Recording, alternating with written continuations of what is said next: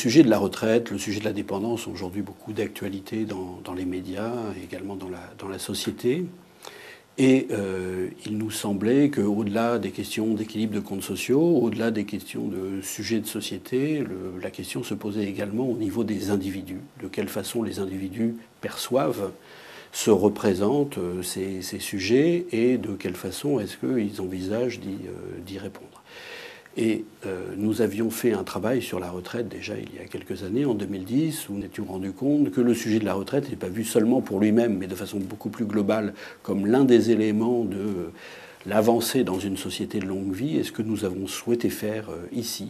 c'est de mettre en perspective l'ensemble des problématiques du point de vue des individus, dans leur propre comportement, dans leur représentation du long terme, dans le cadre d'une société de longue vie. Est-ce que les sujets de la santé, de la retraite, de l'aide aux enfants, de la transmission, de l'héritage sont véritablement vécus différemment, de façon disjointe, ou est-ce qu'au contraire, comme nous le présentions, ces sujets sont vécus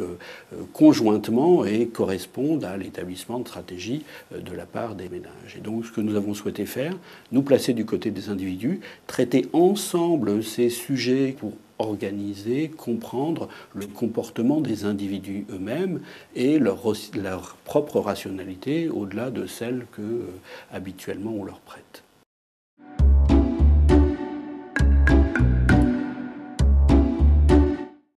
Nous pouvons tirer 5 principaux enseignements de l'étude BPCE L'Observatoire. Le premier enseignement est que la transformation des parcours de vie qui entre en résonance d'une certaine façon avec un pessimisme foncier dans l'avenir collectif et non pas individuel, que cette transformation des parcours de vie pousse très tôt les Français à être très préoccupés par tous les sujets de long terme, que ce soit la retraite, la dépendance ou même par exemple l'héritage. Et donc on a un même niveau de préoccupation très élevé, que ce soit à 30 ans ou à 55 ans par exemple, sur tous ces sujets. Deuxième grand enseignement, le fait que le haut niveau de ces préoccupations se traduit par une forte volonté d'épargne, une volonté d'épargne globale et non pas affectée à un sujet ou à un autre, qui soutient, malgré la baisse même du pouvoir d'achat que l'on est en train de vivre, qui soutient un taux d'épargne qui est très significatif aujourd'hui en France. Troisième grand enseignement, le fait que les préoccupations des Français nous renvoient en fait à 2 grandes catégories d'enjeux. Première grande catégorie, ceux de l'autonomie individuelle, c'est-à-dire la retraite, la dépendance, la santé. Et deuxième autre univers, celui de la solidarité familiale,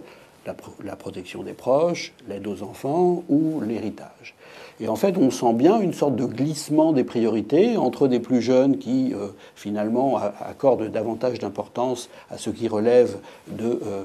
la solidarité familiale et des plus âgés, au-delà de 75 ans, qui accordent délibérément plus d'importance à ce qui relève de l'autonomie individuelle. Néanmoins, et c'est le 4e enseignement, quand à chacun de ces individus on pose la question des arbitrages potentiels, il y a un refus délibéré qui s'exprime et qui n'est pas simplement du registre du politiquement correct, d'arbitrer entre autonomie individuelle et solidarité familiale. D'ailleurs, la solidarité familiale s'exprime avant tout comme un moyen d'assurer demain l'autonomie individuelle des plus jeunes. 5e enseignement de BPCE L'Observatoire, le fait que les stratégies financières des ménages,